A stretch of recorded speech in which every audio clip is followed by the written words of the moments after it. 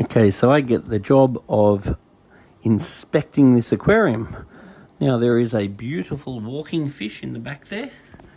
A lovely axolotl. Where is he? There he is there. Now this tank has had a bit of bad luck. It has gone through various animals and one of them was a bit aggressive and did attack some of the other ones.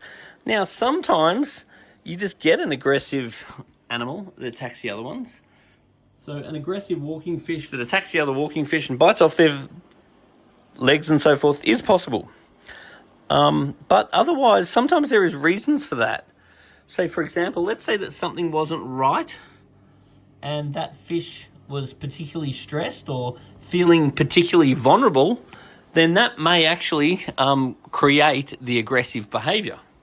So when you get everything right, sometimes the animals actually stress less and are less aggressive. So that is suck it and see. That just depends on the individual. So just because an individual is aggressive, it doesn't mean that that's the only factor at play here. If there is anything wrong, we can fix the thing that's wrong that's causing the stress and sometimes, not always, reduce the aggression on the animal. Now, looking at the aquarium, my first concern is the surface agitation. See the way it's very flat. And this aquarium has been plagued with algae issues. So as far as algae is concerned, algae thrives off nutrients, which obviously we have because the animal's being fed, and it thrives off CO2, carbon dioxide. Now, what I'm worried about in this situation is we have very flat water, which means the gas will not effectively exchange. So, therefore, the dissolved oxygen level will tend to go down. The carbon dioxide level is going to be high. The carbon dioxide level is going to favour the algae. And basically, if there is nutrients available from the animal, then it is a war. The war is between the good bacteria that should be growing in the environment and on the filter versus the algae. Now, the oxygen is one of the main things that the good bacteria wants. And the good bacteria will keep the water beautiful and clear and clean and wonderful. Now, if your CO2 level is too high and the algae is winning the war, then the algae will compete with the good bacteria for the same nutrients. So the first thing we need to do is increase the amount of oxygen in the tank. That'll decrease the amount of CO2 in the tank. Now, the other thing that will do is the increased dissolved oxygen will increase the redox potential. And what the redox potential is how quickly the bacteria can break down the waste. So if you have very flat water, that flat water is going to create like a laminar layer and you're going to have very high surface tension. High surface tension will not allow gas exchange. If there's no gas exchange, then your redox potential is going to go down due to your dissolved oxygen level going down and your CO2 level going up. And what's going to happen in this situation is your animals are going to have all sorts of respiration. The respiration is going to create CO2 and take oxygen out of the water. Then the water is going to go from the aquarium up into the filter. And then what's going to happen in the filter is you're going to grow billions of bacteria. The bacteria that grows in the filter is going to use the oxygen. Then the water is going to go back into the aquarium, often in oxygen deficit. So when the water comes out of the filter, we don't want to be considering that aeration. We want to be considering that re-aeration. So therefore, what the oxygen that the bacteria has removed, when it goes back in, we want to see that getting replaced again. So if there's a little bit of a drop after the biomedia, then we're going to re-aerate. So therefore, in this situation, especially as we get more animals, then what we're relying on is the aerator. But if we look at this aerator, it's hardly aerating at all. There's a little bit of bubbles coming out, but not really. So now if I look at the aerator and I turn it up, Now, look at that. We have much more bubbles. So that in itself is a very, very good sign.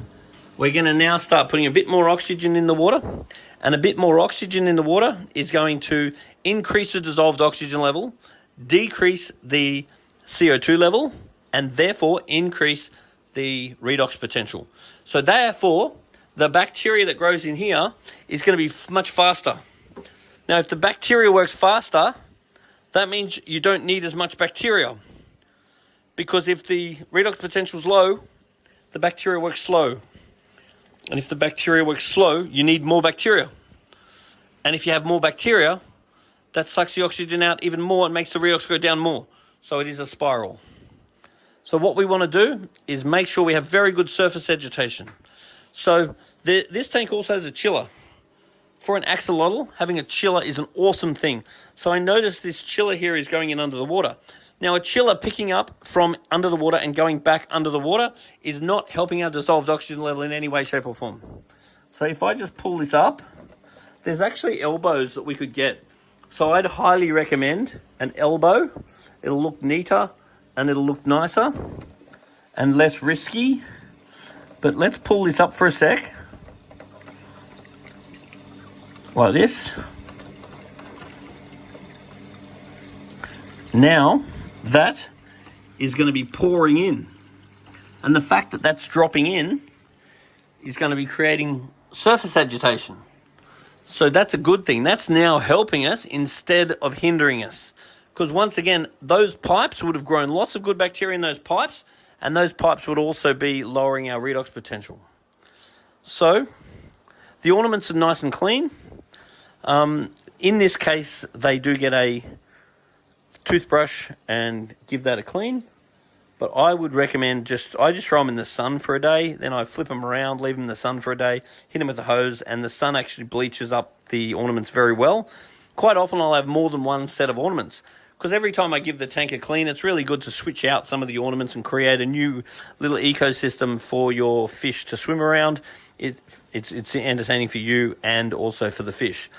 I would like to see this fixed up. I would like to see very good surface agitation. I would like to see the oxygen level up. Then I would get more walking fish. I'd probably have 3 or 4 in this tank. And 3 or 4 in this tank would be a lot more entertaining to watch. Now, if you're unlucky and you get an aggressive one, well, that's something you might have to deal with. Same as if you have an aggressive dog, well, you've got an aggressive dog. You've got to deal with that. So you either got to separate it or you got to just replace it. Now, as far as fish are concerned, walking fish eat fish. So I would not put any goldfish or barbs or anything that might nibble, or sucking cats, none of them, because they all might damage the walking fish. But if you go adding something like zebradanios or mountain clouds, you can get some beautiful little fish that'll school around at the top. And if you're lucky, the walking fish may either not eat them or take a while to eat them, depending on your walking fish. But having a little school of mountain clouds really looks beautiful, but that's really a matter of just trying it. And if you're lucky, the mountain clouds will either last for quite a while before they get eaten, or they might last forever, depending on your individual walking fish. But if you do put fish in with the walking fish, you must expect problems. It may work and it may not work. So I reckon it's worth a try, but it is really a matter of having a try. So what I'm going to do now is test up the water. Now, the other thing is that this light is playing up. So keeping the light down is definitely going to help your algae, but we want to have a beautiful tank. I mean, at the moment, I'd like to rescape that and make it look nicer. But if I tap on this here, that turns it off. If I tap on it again, then obviously there's some sort of wire connection going on that's causing it to disco. So replacing that light may not be a bad idea. That could just be a matter of unscrewing those, putting a new light in, assuming that there's some sort of faulty connection in the light. But I don't see a point of having a beautiful fish tank like this and then not being able to turn the light on. I'd be wanting to replace the light, so we've got a nice light. I'd like a couple of nice big fake plants as well, because I'd like to hide some of this I'd like to hide some of this mechanics. Nice big fake plant there, nice big fake plant there. Make it look a little bit more deliberate. Now with the walking fish, we definitely want to be watching his belly. We like to make sure he's got a nice little belly. In this case, this guy does have a nice little belly. I'd probably like to see him just a tiny bit fatter, but really he's in very good condition. You can see those little bold behind his back legs indicating it's most likely a male. But this is a very beautiful, very healthy little animal. But I'd just like to see a tiny bit more weight on him, and you wouldn't want to go silly. You just want to feed him a little bit more than what you're feeding, because we don't want it to go getting fat.